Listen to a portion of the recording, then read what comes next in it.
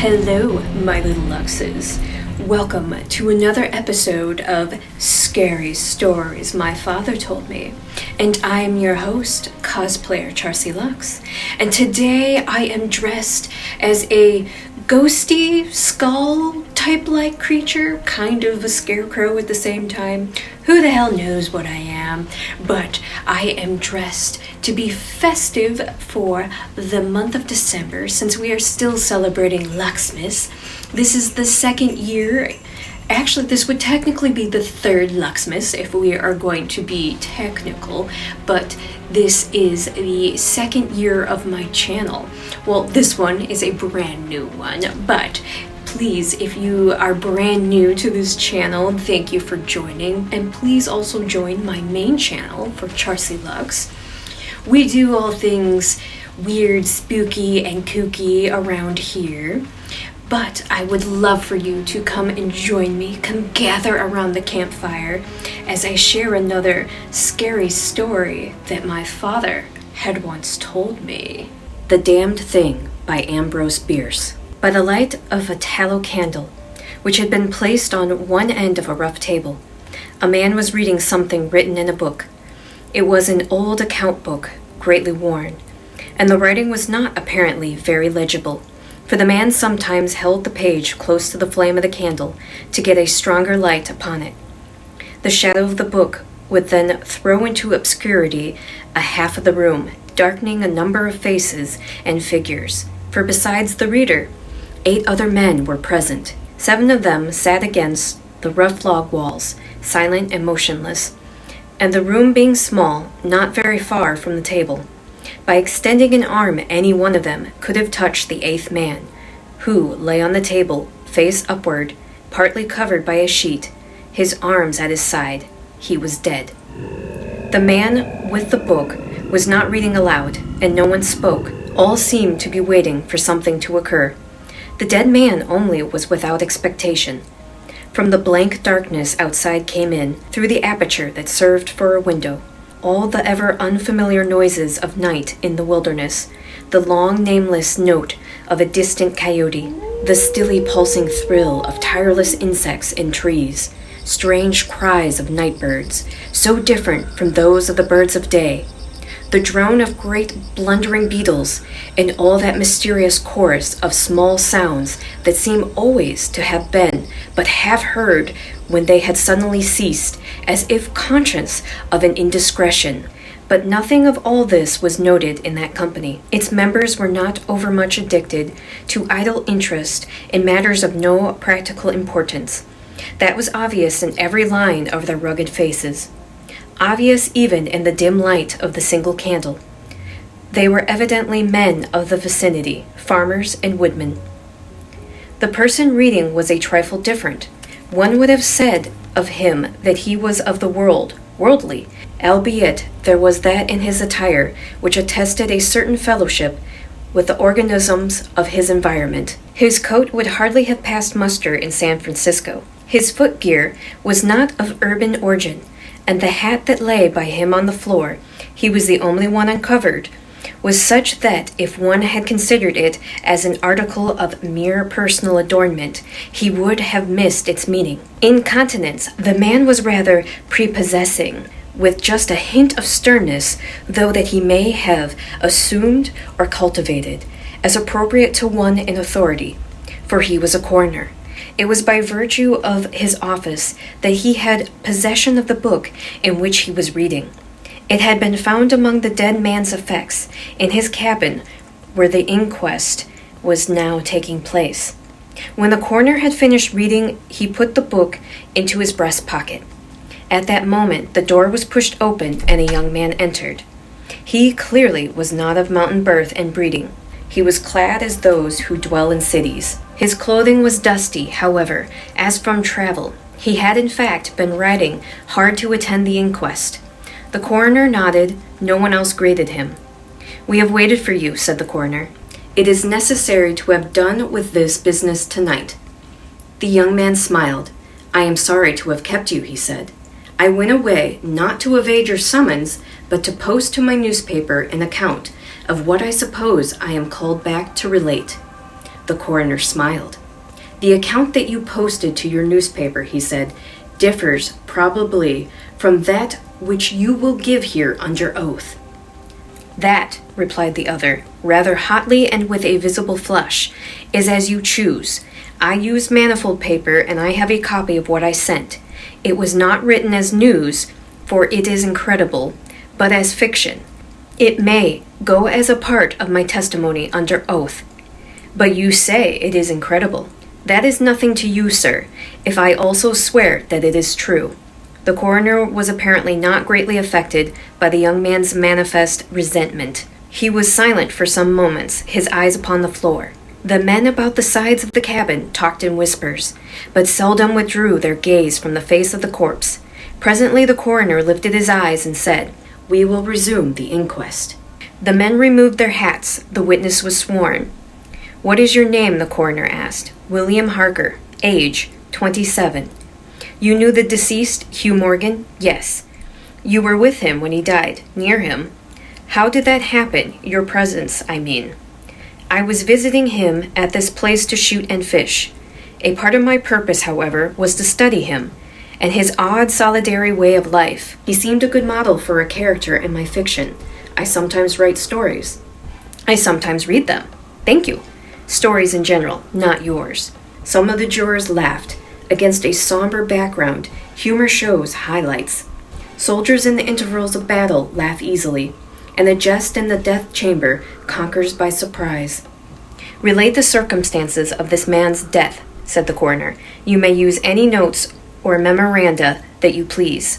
The witness understood. Pulling a manuscript from his breast pocket, he held it near the candle, and turning the leaves until he found the passage that he wanted, began to read. "The sun had hardly risen when we left the house. We were looking for quail, each with a shotgun, but we had only one dog. Morgan said that our best ground was beyond a certain ridge that he pointed out, and we crossed it by a trail through the chaparral. On the other side was comparatively level ground, thickly covered with wild oats. As we emerged from the chaparral, Morgan was but a few yards in advance. Suddenly we heard, at a little distance to our right, and partly in front, a noise as if some animal thrashing about in the bushes, which we could see was violently agitated. "We've startled a deer," said. "I wish we had brought a rifle." Morgan, who had stopped and was intently watching the agitated chaparral, said nothing, but had cocked both barrels of his gun and was holding it in readiness to aim. I thought him a trifle excited, which surprised me, for he had a reputation for exceptional coolness, even in moments of sudden and imminent peril. "Oh, come," I said, "you are not going to fill up a deer with quail shot, are you?" Still, he did not reply. But catching a sight of his face as he turned it slightly towards me, I was struck by the pallor of it. Then I understood that we had serious business on hand, and my first conjecture was that we had jumped a grizzly. I advanced to Morgan's side, cocking my piece as I moved. The bushes were now quiet, and the sounds had ceased, but Morgan was as attentive to the place as before. "What is it? What the devil is it?" I asked. "That damn thing," he replied, without turning his head. His voice was husky and unnatural. He trembled visibly. I was about to speak further when I observed the wild oats near the place of the disturbance moving in the most inexplicable way. I can hardly describe it. It seemed as if it stirred by a streak of wind, which not only bent it, but pressed it down, crushed it, so that it did not rise, and this movement was slowly prolonging itself directly towards us. Nothing that I had ever seen had affected me so strangely as this unfamiliar and unaccountable phenomenon. Yet I am unable to recall any sense of fear.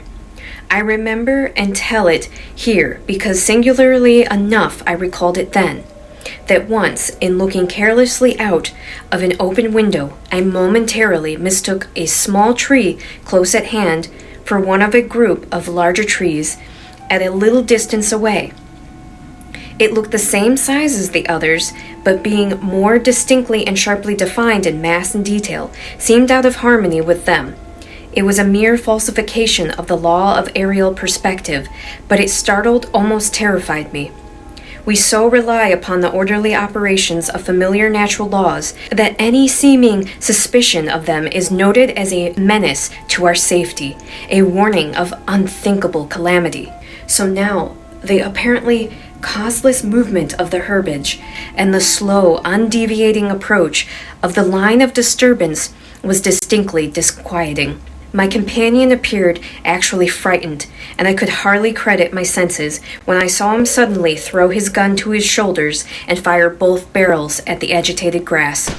Before the smoke of the discharge had cleared away, I heard a loud, savage cry, a scream like that of a wild animal, and flinging his gun upon the ground, Morgan sprang away and ran swiftly from the spot. At the same instant, I was thrown violently to the ground by the impact of something unseen in the smoke, some soft, heavy substance that seemed thrown against me with great force. Before I could get upon my feet and recover my gun, which seemed to have been struck from my hands, I heard Morgan crying out as if in mortal agony. And mingling with his cries were such hoarse, savage sounds as one hears from fighting dogs. Inexpressibly terrified, I struggled to my feet and looked in the direction of Morgan's retreat, and may heaven in mercy spare me from another sight like that. At a distance of less than 30 yards was my friend, down upon one knee, his head thrown back at a frightful angle, hatless, his long hair in disorder, and his whole body in violent movement from side to side, backward and forward. His right arm was lifted and seemed to lack the hand, at least I could see none. The other arm was invisible. At times, as my memory now reports this extraordinary scene, I could discern but a part of his body. It was as if he had been partly blotted out. I cannot otherwise express it. Then a shifting of his position would bring it all into view again. All this must have occurred within a few seconds, yet in the time Morgan assumed all the postures of a determined wrestler vanquished by superior weight and strength. I saw nothing but him, and him not always distinctly. During the entire incident, his shouts and curses were heard, as if through an enveloping uproar of such sounds of rage and fury as I had never heard from the throat of a man or brute. For a moment only I stood irresolute.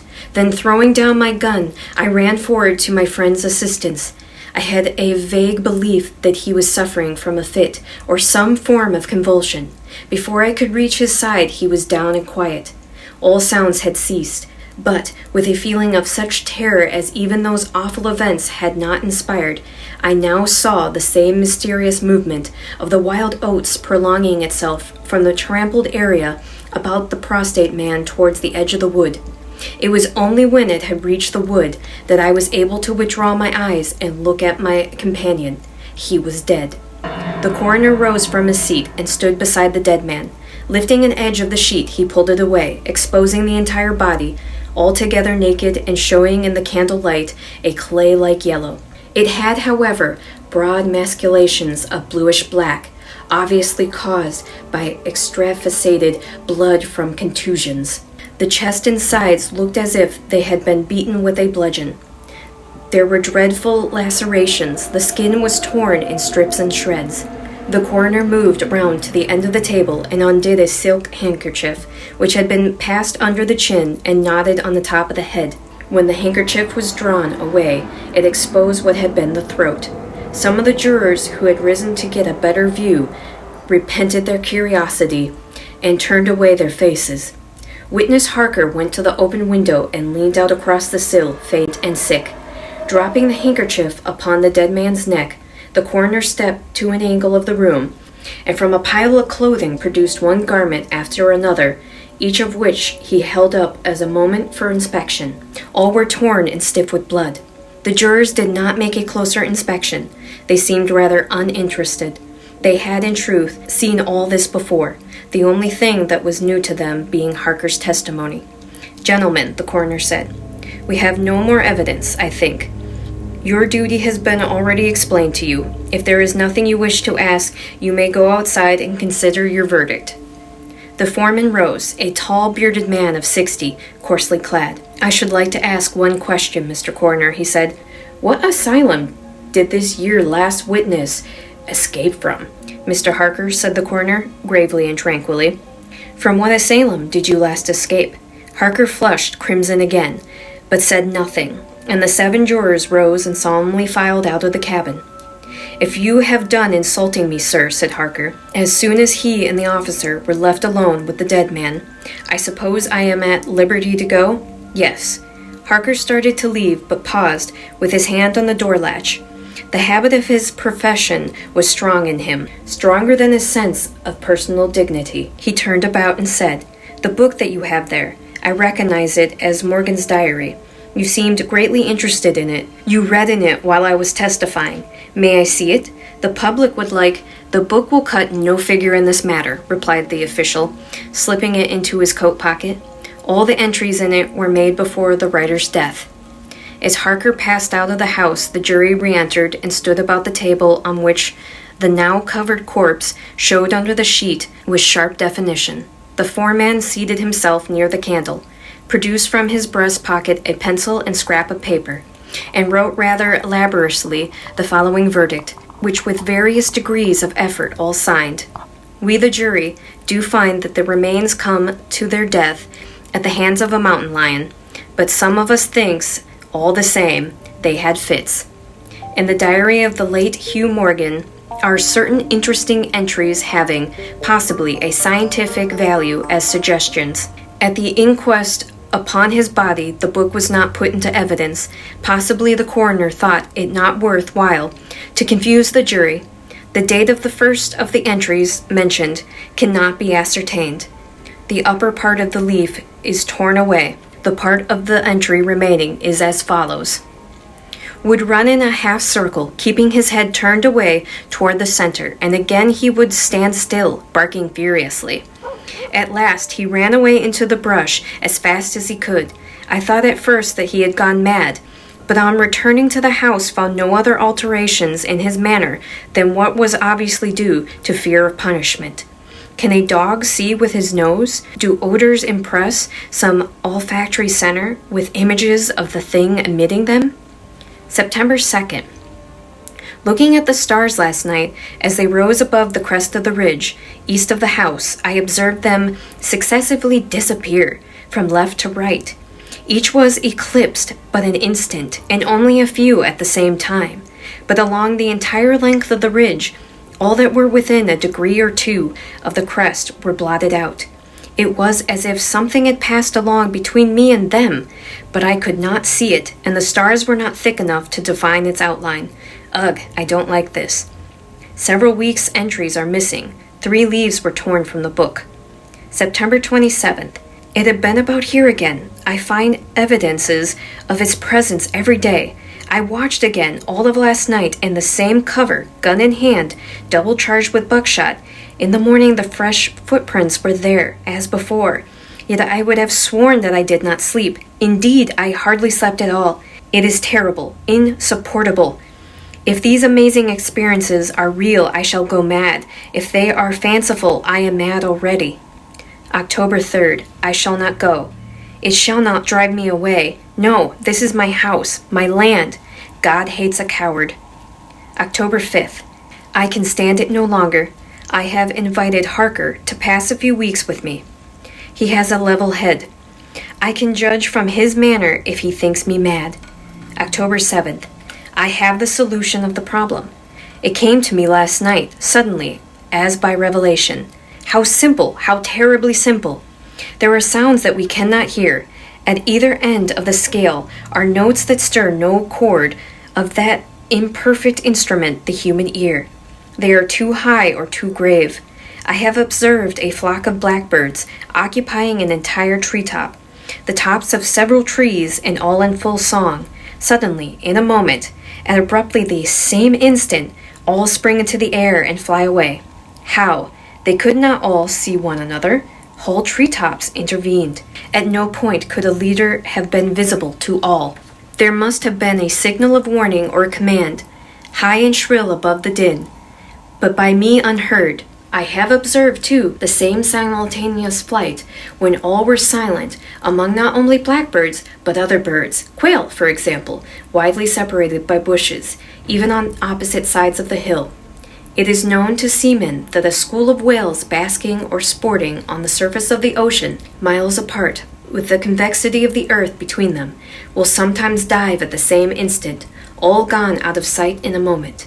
The signal has been sounded, too grave for the ear of the sailor at the masthead and his comrades on the deck, who nevertheless feel its vibrations in the ship as the stones of the cathedral are stirred by the bass of the organ. As with sounds, so with colors.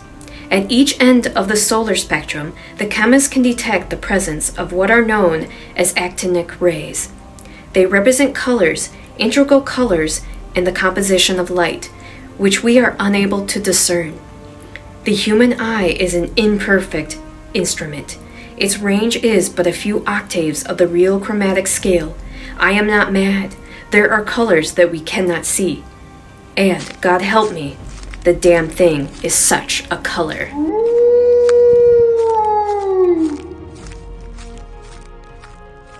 Well, my little luxes, I really hope that you enjoyed that little tale.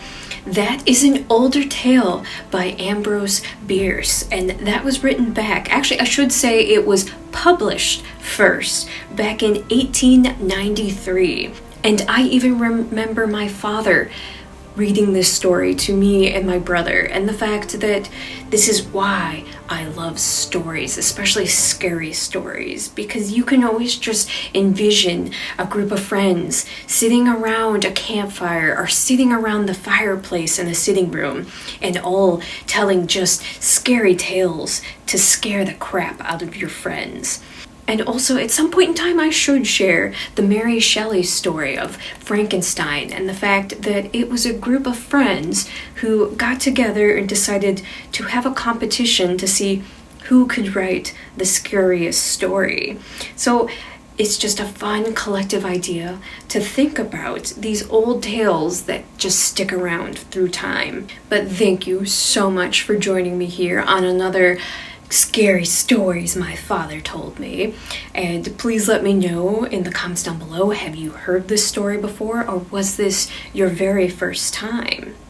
And if you would like to follow me on my other social medias, you can follow me on my Twitter or my BlueSky for charsieluxxx with 3 X's, or you can follow me on my Instagram or Threads for charsie87.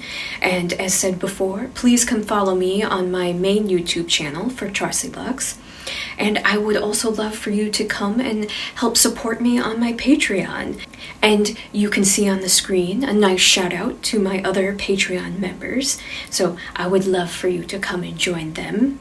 And please remember that I am the afterlife of the party, but I would love for you to come and join me in the afterlife of the party. And always remember to slay, subscribe, like, and always be yourself. Because in the end, my little luxes, all we truly have is ourselves. Until next time, my little luxes, have a spooky dooky ooky Luxy Charms kind of day. Bye! Oh, and happy holidays. Yeah!